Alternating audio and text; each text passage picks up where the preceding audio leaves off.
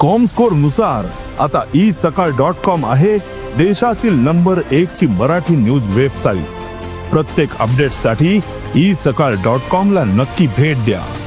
एकनाथ शिंदे यांचा भगव्या रंगाशी काडी मात्र संबंध नाही। भारतीय जनता पक्षाच्या ताटाखालचे मांजरं झालेले जे लोक आहेत बरं का, त्यांच्या हातात भगवा नाही।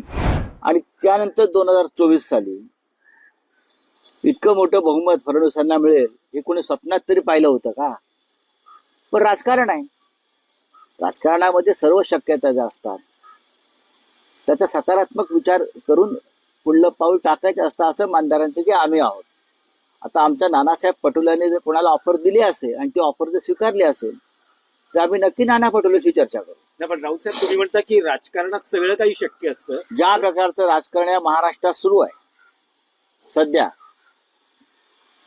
आणि ज्या घडामोडी आम्ही पडद्यामागे घडताना पाहतो आहोत, जे रुसवे फुगवे आदळापट उघडपणे दिसते, नाना पटोलेंनी लवकर भांडं वाजवलं, त्यांनी थोडं थांबायला पाहिजे होतं। नाही पण राऊतसाहेब, तुम्ही म्हणजे शिवसेना युबीटी एकनाथ शिंदेंना सोबत घेऊन काही होऊ शकतं, म्हणजे राजकारणात काही होऊ शकतं असं नाही, तुम्ही तुमचा म्हणता? प्रश्न चुकीचा आहे। उद्धव ठाकरे एकनाथ शिंदे एकत्र येऊ शकतात? हा प्रश्न चुकीचा आहे तुमचा, हा प्रश्नच चुकीचा आहे। मी एवढंच म्हणेन, राजकारणामध्ये महाराष्ट्राच्या सध्या देशाच्या, मी असं म्हणतो की साधारण वर्षभरानंतर देशातलं राजकारण बदलणार आहे। तुम्ही म्हणाल कसं, मी म्हणे थांबा, तसे म्हणतो थांबा। त्यात एकनाथ शिंदे असं म्हणतायत की विरोधकांनी विकासाच्या रंगात सहभागी व्हावं, भगवा रंग हा कुणाचा द्वेष करत नाही, सगळ्यांना सोबत घेऊन चालतो। त्यांचा भगव्या रंगाशी संबंध नाही। एकनाथ शिंदे यांचा भगव्या रंगाशी काडी मात्र संबंध नाही। भारतीय जनता पक्षाच्या ताटाखालचे मांजरं झालेले जे लोक आहेत बरं का, त्यांच्या हातात भगवा नाही। ते भाजपचे झेंडे आहेत सगळे, हे सगळे अजित पवारांच्या हातात भाजपचा झेंडा आहे, एकनाथ शिंदेच्या हातामध्ये भाजपचा झेंडा आहे। त्यांनी भगव्या झेंड्याची उगाच चिंता करू नये।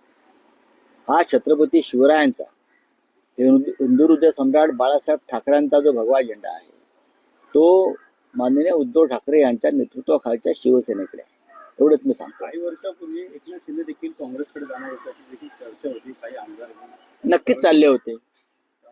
पृथ्वीराज चव्हाणांना एकदा मुलाखत घ्या तुम्ही। आता अहमद पटेल नाही आहेत, अहमद पटेल आता नाही आहेत, त्याच्यामुळे मला फार त्याच्यामध्ये चर्चा करायचं नाही, का व्यक्ती साक्षीला उपस्थित नाहीये साक्ष द्यायला। आता अहमद पटेल आणि कोणाशी काय चर्चा पहाटे झाल्या होत्या दिल्लीत हे सगळ्यात जास्त मला माहिती आहे। राऊतसाहेब, महाविकास आघाडीतले तुमचे सहकारी जयंत पाटील यांचं नेमकं चाललंय का? त्यांचं उत्तम चाललेलं आहे, जयंतराव पाटलांचं उत्तम चाललेलं आहे। ते म्हणतात माझं काही खरं नाही।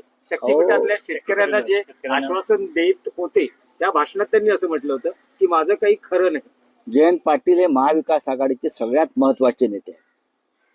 जयंतराव पाटील हे माननीय शरद पवार साहेबांचे अत्यंत विश्वासू सहकारी आहेत आणि आमचेही सहकारी आहेत। जयंत पाटला संदर्भात आमच्या कोणताही अफवा पसरवू नका, कायद्याने कारवाई करू।